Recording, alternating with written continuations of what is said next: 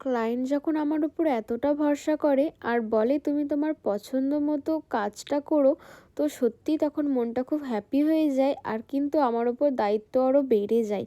তখন মনে হয় যে আরও কোনো নিত্য নতুন কাজটা করি এবং আমি আমার বেস্ট দিই, এবং আমি প্রতিটা কাজই আমি বেস্ট দেওয়ার চেষ্টা করি। তো ভিডিও তোমরা শেষ পর্যন্ত দেখো এবং দেখার অনুরোধ রইলো, যারা যারা আমার কাজ দেখো, তো অবশ্যই তোমরা জানো যে আমি সবসময় মাটির থালা রেডের ওপরে হোয়াইট কাজ করেছি এবং প্রতিটা ক্লায়েন্টের ডিমান্ড অনুযায়ী কাজ করেছি। আর যেহেতু ক্লায়েন্ট পুরোটাই আমার ওপর ছেড়ে দিয়েছে, তো আমি আমার মন থেকে যেটা বেস্ট মনে হয়েছে আমি সেটা করার চেষ্টা করেছি।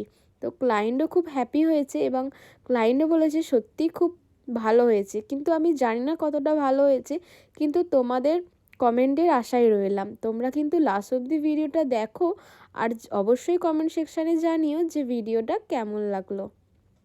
আর প্রতিটা আমি বাটির ওপর হালকা করে কলকা করেছি এবং লাস্টে আমি গ্লাসেও আরও সুন্দর করে একটু পদ্ম ফুল মোটিভ দিয়ে ডিজাইন করেছি। তো ভিডিওটা অবশ্যই দেখো, আর যারা যারা আমার কাজ পছন্দ করো এবং ভালো লাগে, যদি এরকম কোনো ডিজাইন কোনো ওয়ার্ক করতে চাইছো, অবশ্যই আমাকে কমেন্ট সেকশানে জানিও, আমি অবশ্যই সুন্দর করে করে দেওয়ার চেষ্টা করব। যারা যারা এরকম থালি নিতে চাইছো বা গাছকৌটো, পান পাতা এবং বিয়ের যাবতীয় জিনিস ডিজাইন করতে চাও, বা আমাকে অবশ্যই কমেন্ট সেকশানে জানিও, আমি অবশ্যই তোমাদের রিপ্লাই করে দেব। আর লাস্ট অবধি দেখো পুরো।